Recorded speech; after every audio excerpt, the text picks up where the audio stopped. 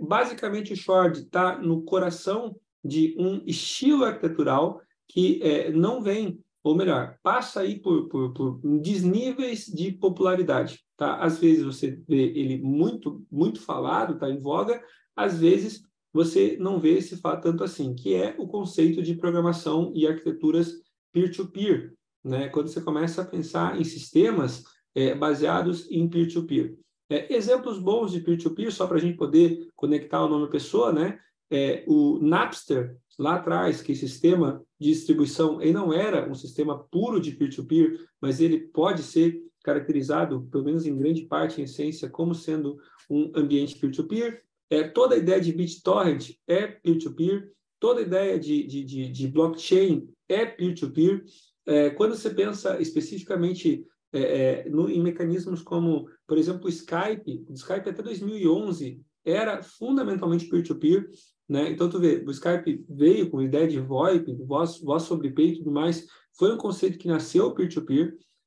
De uns tempos para cá se falou alguma coisa sobre Edge Computing, que é uma variante de peer-to-peer também, então não é peer-to-peer puro, da forma como as pessoas assumem, mas Edge Computing, a ideia de você levar processamento para a borda, né, é um conceito que também vem se explorando. Por quê, gente? Porque o que aconteceu em computação nos últimos anos é que cada vez mais os devices na ponta, né, eles vêm ganhando poder computacional.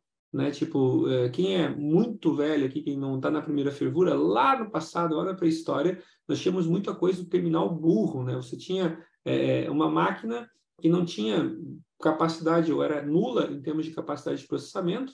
Basicamente, você pegava lá as ferramentas com Unix, por exemplo, Unix. Por que o Unix é tão forte em console, né, em comandos, né? As pessoas às vezes não associam, não é a pessoa, mas o Unix ele era tão forte em comando exatamente porque ele partia da ideia de que você tinha diversos terminais burros que interfaceavam com um único servidor, e esse servidor especificamente estava dando Unix, e aí você tinha o conceito, por exemplo, dos múltiplos desktops, né? Por que tinha múltiplos, não era múltiplos desktops, múltiplos prompts, né? Múltiplos command lines dentro do Unix? Porque, enfaticamente, cada usuário na rede, na prática, abria uma nova janela de terminal, ou um novo espaço de terminal. Você tinha aquela alternância tão forte e tão fácil com o Unix. É uma das bases do Unix.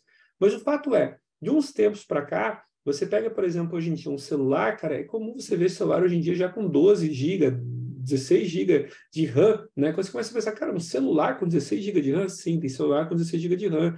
Tem relógio com uma capacidade inacreditável de processamento também. Os próprios carros também, com cada vez processadores mais acelerados. Essa é uma vertente, tá? Então, o grande ponto é por que eu estou usando tanta capacidade de processamento centralizada em cima de um servidor, então aquela estrutura básica de client-server, né? Por que eu vou ter tanto processamento acontecendo do lado do servidor, se no lado do cliente eu tenho uma capacidade de processamento ociosa que poderia ali suprir as minhas demandas, as minhas necessidades. Outro ponto interessante é a gente começar a tentar dirimir pontos de falha, né? Quando você distribui processamento de uma maneira geral, você tem aí a capacidade de poder dirimir pontos de falha. Outro ponto também interessante é você começar a pensar sobre alternativas para ganhar força de processamento quando você está trabalhando com problemas que sejam muito complexos. Então, como é que eu faço, por exemplo, para fazer mapeamento, né? Uma coisa que o pessoal fala muito é fazer mapeamento de DNA. O pessoal fala sequenciamento de DNA. Cara, sequenciamento de DNA, durante muito tempo você tinha aplicações que você conseguia baixar para você poder deixar rodando em segundo plano, para dividir aí um pouquinho a tua capacidade de processamento com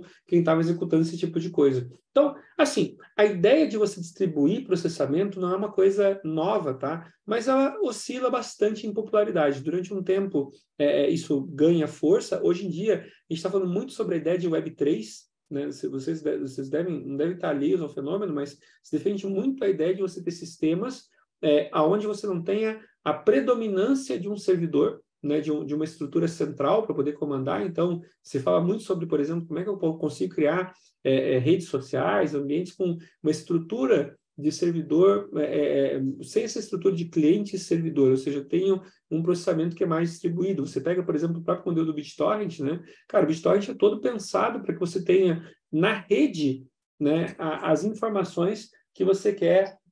Obrigado, amor. Meu amor trouxe água para mim. Você tem na rede um ambiente que possa te fornecer as informações que você precisa, né? Então, a própria rede, enfaticamente, tipo, se todo mundo tem um determinado arquivo, por que todo mundo que tem esse arquivo não é, ao mesmo tempo, fornecedor desse arquivo, né? E como é que você faz isso, eventualmente, sem onerar uma máquina também, daqui a pouco, matando a I/O? Então, poxa, eu pego grandes arquivos, eu tenho estratégias de quebrar em buckets, você tem toda mais um processo aí. Então, assim, a área da computação na borda, do peer-to-peer, ela é uma coisa que vem oscilando em popularidade, mas tem muita coisa que ainda hoje só é possível graças a isso, tá? Então, você pega aí alguns serviços de streaming, o YouTube não usa peer-to-peer, tá? Enfaticamente, mas, cara, você poderia ter, eventualmente, talvez mecanismos de streaming e tudo mais, custos muito mais baixos, né? Obviamente, com uma estrutura de controle um pouco mais baixa também, mas também com uma dificuldade de arquitetura. A arquitetura não é uma arquitetura tão simples, você que tem um conjunto todo novo de algoritmos, tá?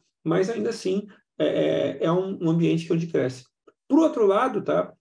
A popularidade da internet das coisas, do IoT, né? Ela vem trazendo para a gente um outro extremo, né? Que é o extremo de devices com hardware tremendamente limitados, até por uma questão de custo. Você pega máquinas com capacidade de processamento muito baixa, ou então com especialidade, uma especificação, uma especialidade muito acentuada. Esse é um outro cenário que a gente também encontra. Por isso também a gente tem aí, eventualmente, a justificativa do peer-to-peer ter aí também essa oscilação. É muito diferente, é um modelo de computação consideravelmente diferente, mas ainda assim necessário, né? E a ideia hoje, short, para que vocês possam entender, é um das bases, né, para você encontrar peer-to-peer com força.